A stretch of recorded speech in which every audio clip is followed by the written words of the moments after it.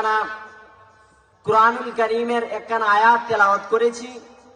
আল্লাহ পাক রব্বুল আলামিন যদি আমাকে তৌফিক দান করেন, সেই আয়াত থেকে দু একটা কথা বলার চেষ্টা করব। মা তাওফীকি ইল্লা বিল্লাহ। আমি যে পবিত্র কালামুল্লাহ শরীফের মধ্য থেকে একখানা আয়াতে কারিমা পেশ করেছি, আল্লাহ পাক রব্বুল আলামিন এই আয়াতে কারিমার শানে নজুল ব্যাখ্যার মধ্যে তিনি কুরআনুল কারীমের মধ্যে দুনিয়ার জমিনের যারা মুমিন বান্দা, যারা ঈমানদার, তাদেরকে ডাক দিয়ে বলেছেন, আউযু বিল্লাহি মিনাশ শাইতানির রাজীম, বিসমিল্লাহির রহমানির রহিম, ইয়া আইয়ুহাল্লাযীনা আমানু। আল্লাহ পাক রব্বুল আলামিন পবিত্র কালামুল্লাহ শরীফের মধ্যে বলে দিয়েছেন, ইয়া আইয়ুহাল্লাযীনা আমানু, হে ঈমানদারগণ, হে মুমিনগণ, ইত্তাকুল্লাহ, তোমরা আমি আল্লাহকে ভয় করো, হাক্কা তুকাতিহি ওয়া লা তামুতুন্না ইল্লা ওয়া আনতুম মুসলিমুন। আল্লাহ পাক রব্বুল আলামিনকে ভয় করার কথা বলেছেন, তাহার পরে বলে দিয়েছেন তোমরা ভয় করার মতো ভয় করো। তাহার পর আল্লাহ পাক রব্বুল আলামিন শেষের দিকে বলে দিয়েছেন তোমরা মুসলমান না হয়ে কবরের মধ্যে আসিও না।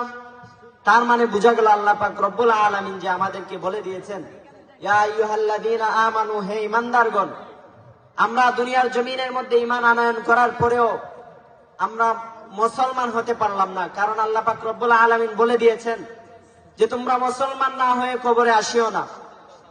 প্রথম বলে দিয়েছেন আমাদেরকে আমানু, ঈমানদার, আমরা ঈমানদার। ঈমানদার বলার পরেও আবার বলে দিয়েছেন, হে ঈমানদারগণ, তোমরা আমি আল্লাহকে ভয় করো এবং মুসলমান না হয়ে কবরের মধ্যে আসিও না। তাহার মানে বোঝা যায় দুনিয়ার জমিনের মধ্যে আমরা মুসলমান, ঈমানদার, কিন্তু আমরা পরিপূর্ণ মুমিন, পরিপূর্ণ মুসলমান হতে পারলাম না। পরিপূর্ণ মুসলমান ততক্ষণ পর্যন্ত হতে পারবো না যতক্ষণ পর্যন্ত আল্লাহ পাক রব্বুল আলামিনের হুকুম আহকাম, নামাজ, রোজা, হজ, যাকাত, যাদের উপর হজ ফরজ, যাকাত দেওয়া ফরজ, আমরা যদি এগুলো আদায় না করি ততক্ষণ পর্যন্ত আল্লাহ পাক রব্বুল আলামিন আমাদেরকে পরিপূর্ণ মুসলমান হিসেবে কবুল করবেন না। জোরে বলি আল্লাহু আকবার। আল্লাহ পাক রব্বুল আলামিন এই দুনিয়ার জমিনের মধ্যে আমাদেরকে পাঠিয়েছেন একমাত্র ইবাদত বন্দেগী করার জন্য, নামাজ পড়ার জন্য, রোজা রাখার জন্য, তাহার গোলামি করার জন্য, দাসত্ব করার জন্য। কিন্তু আজ আল্লাহ পাক রব্বুল আলামিনকে ভুলে গিয়ে আমরা দুনিয়ার জমিনের লোভ লালসায় পড়ে আল্লাহ পাক রব্বুল আলামিনকে ভুলে গিয়ে, তাহার রাসূলের মহব্বতকে ভুলে গিয়ে দুনিয়ার জমিনের টাকা পয়সার লোভ লালসায় পড়ে আমরা আল্লাহ পাক রব্বুল আলামিনকে ভুলে গিয়েছি। আজ আমাদের সমাজের মুসল্লিরা, মানুষ যারা, তারা নামাজ পড়ে ঠিকই, কিন্তু তাদের নামাজের মধ্যে কোনো মনোযোগ নাই, খুশু নাই, খুদু নাই। তারা নামাজ আদায় করে আল্লাহ পাক রব্বুল আলামিনকে পাওয়ার জন্য না, তারা নামাজ আদায় করে দুনিয়ার জমিনের মধ্যে মানুষকে দেখানোর জন্য। এই রকম নামাজি আছে। আজ আমাদের সমাজের মুসল্লিরা কিরকম হয়ে গেছে, যখন তাদের বয়স ছোটবেলা, যুবক বেলা, তারা যুবক অবস্থায় নামাজ আদায় করে না, রোজা পড়ে না। যখন বৃদ্ধ হয়ে যায়, বৃদ্ধ হওয়ার পরে ঘরের মধ্যে বসে বসে যখন কাশে, রোগের মধ্যে আক্রান্ত হয়ে ভুগে, তখন তাদের ঘরের বৌমা, তাদের ঘরের ছেলে, তাদের ঘরের মা তাদেরকে একটা তসবিহ ধরিয়ে দেয় এবং বলে দেয়, আজ থেকে আর ঘরের মধ্যে জায়গা নাই, তুমি মসজিদের মধ্যে গিয়ে আজ থেকে নামাজ আদায় করো। সারা জীবন যেই ব্যক্তিটা নামাজ আদায় করলো না, ওই ব্যক্তিরা যখন বৃদ্ধ বয়সে নামাজের মধ্যে গেল, তখন মুসল্লি মসজিদের মধ্যে যাওয়ার পর দুনিয়ার জমিনের মধ্যে আল্লাহ পাওয়ার জন্য সে নামাজ আদায় করে না।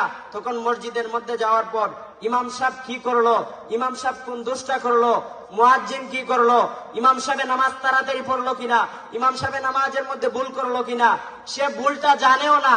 কারণ দুনিয়ার জমিনের মধ্যে সেই ইমাম সাহেবের ভুল ধরার জন্য মসজিদের মধ্যে যায়। সেই রকম মুসল্লি আজ আমাদের সমাজের মধ্যে গজিয়েছে।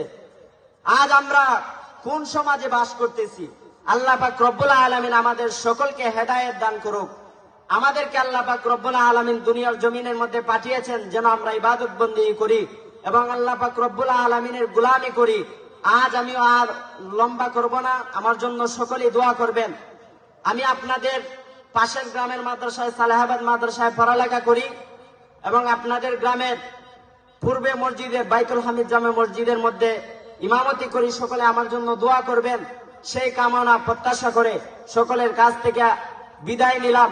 এরপর যে আপনাদের সম্মুখে সুন্দর আলোচনা করবেন আপনাদের মসজিদের সম্মানিত খতিব হযরত মাওলানা দিদার হুসাইন সালিহি হুজুর।